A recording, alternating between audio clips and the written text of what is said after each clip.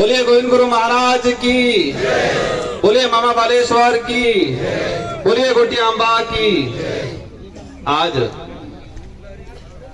बेटा भगवे कलम दे आदिवासी अधिकार दिवस के उपलक्ष्य में हम क्या करें? इस आदिवासी तीर्थ स्थल गोटियांबा के इस प्रांगण में आयोजित इस कार्यक्रम में विशेषकर सबसे पहले हमारे जो मंच पे विराजमान इस क्षेत्र के अंदर और पूरे देश के अंदर आदिवासी समुदाय, साथ ही पिछड़ा दलित, मानवता को लेके काम करने वाले हमारे गोविंद गुरु महाराज को नमन करना चाहूंगा। मामा बालेश्वर जी को नमन करना चाहूंगा। शिक्षा को लेके अपने प्राण न्यौछावर करने वाली वीर बाला कालीबाई कलासुआ को नमन करना चाहूंगा। हमारे पड़ोसी अभी वर्तमान जो राज्य मध्य प्रदेश है, उस इलाके में अकाल के दौरान जो बड़े सेठ हुआ करते थे, गरीबों को अनाज सस्ते दाम पे खरीद के पूरे कोठियां भर रखी थी, उनको लूट के अकाल के दौरान जो गरीब अपनी भूखमरी से मर रहा था, उनको बांटने का काम करने वाले टाटिया मामा को नमन करना चाहूंगा। साथ ही इस देश को एक शानदार संविधान दिया। एक दलित समुदाय से आते थे, लेकिन उनके पास शिक्षा ऐसी ताकत थी, तो अंग्रेजी शासन काल में संविधान निर्माण की समितियां बनी और इसमें मुख्य भूमिका निभाने वाले अंबेडकर जी को नमन, बिरसा मुंडा को नमन, और बांसवाड़ा के नाम से जो चर्चित है बादशाह भील चरपोटा, जिन्होंने बांसवाड़ा को बसाया, उनको नमन करना चाहूंगा। साथियों, आज का जो कार्यक्रम काफी चर्चित रहा। कुछ लोगों ने इस कार्यक्रम को काफी चर्चित बना दिया। किसी को लग रहा होगा, जिन्होंने चर्चित बनाया उनको लग रहा होगा हमने अच्छा किया, लेकिन आने वाले 20, 25, 50 साल बाद उनकी पीढ़ियां, उनके बच्चे पढ़ेंगे या सुनेंगे तो उनको बच्चों को शर्म आएगी कि हमारे बाप दादा ऐसे थे जो गलत रास्ते पे चल के इस कार्यक्रम को असफल करने की और समाज के रोड़ा हटाने का काम करने का काम किया था। उनके बच्चे कहेंगे, हम नहीं कहेंगे। आज हमारा कार्यक्रम का मुख्य टाइटल जो उद्देश्य था, विश्व आदिवासी अधिकार दिवस। 13 सितंबर 2007 को यूएनओ ने विश्व आदिवासी अधिकार दिवस घोषित किया, और वह विश्व आदिवासी अधिकार दिवस इसलिए घोषित किया, एक बात हमको समझनी पड़ेगी। इस भारत देश के अंदर विश्व आदिवासी दिवस है और राज्य सरकार ने इसका राजकीय अवकाश घोषित किया 2020 के अंदर। वो आप लोगों की बदौलत थी कि हम 2 विधायक चुन के गए और गहलोत जी की सरकार थी और हमने कहा इसको घोषित करो, और घोषित करना पड़ा। तो इस देश के अंदर विश्व आदिवासी दिवस मनाया जाता है और एक विश्व अधिकार दिवस मनाया जाता है आदिवासियों के लिए। तो इस देश के अंदर हर समाज रहता है, हर धर्म का व्यक्ति रहता है, और इस देश के अंदर हर समाज एक दूसरे समाज को मान सम्मान देता है। ये बात अलग है कि कुछ लोग जातिवादी जहर से प्रभावित होते हैं, जिनकी मानसिकता जातिवादी जहर से पोषित होती है। वो लोग जरूर एक इंसान को इंसान नहीं समझ के जातिवादी आधार पर नफरत करते, वो बात अलग है।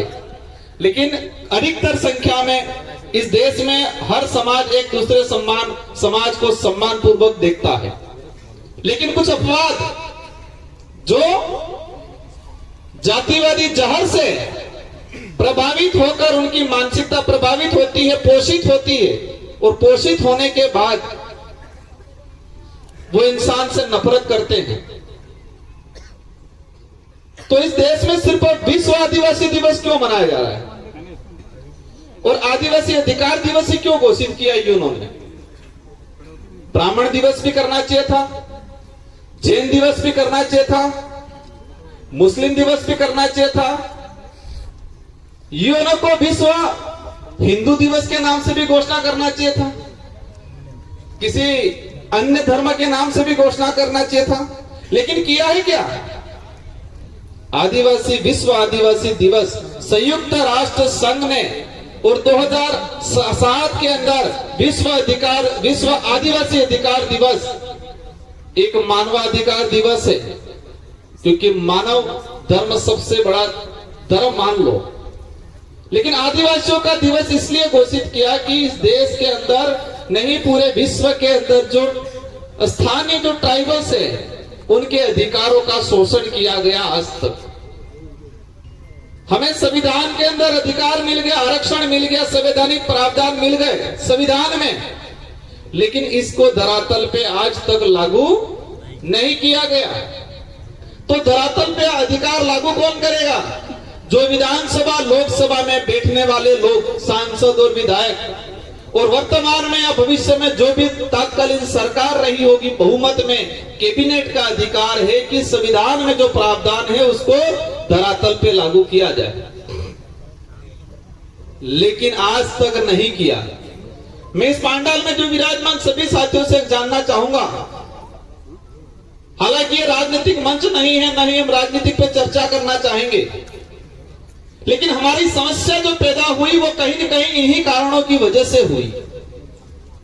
आज तक किसी भी राजनीतिक पार्टी ने क्या विश्व अधिकार दिवस मनाया? विश्व अधिकार दिवस ये दिवस मनाया? संविधान के अंदर शेड्यूल 5 का प्रावधान है, अनुच्छेद 244 वन के तहत ट्राइबल्स को राइट्स दे रखे हैं। यहाँ पर कई प्रकार के आदिवासी की जमीन गैर आदिवासी सीधा नहीं खरीद सकता है, ये संविधान में प्रावधान है। क्या ये दूसरी पार्टियों वालों ने बताया?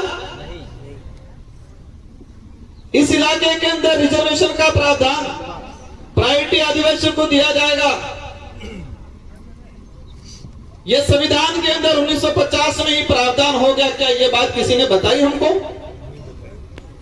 ये बात अलग है। कुछ लोग कहते हैं कि भैरव सिंह जी की सरकार आई और आज हमको यहां पर आरक्षण दिया ही, कहते 1995 में। यह बात सही है कि 1995 से पहले हमारे इस इलाके के अंदर कोई भी समाज का सरपंच बन सकता था, एमएलए बन सकता था।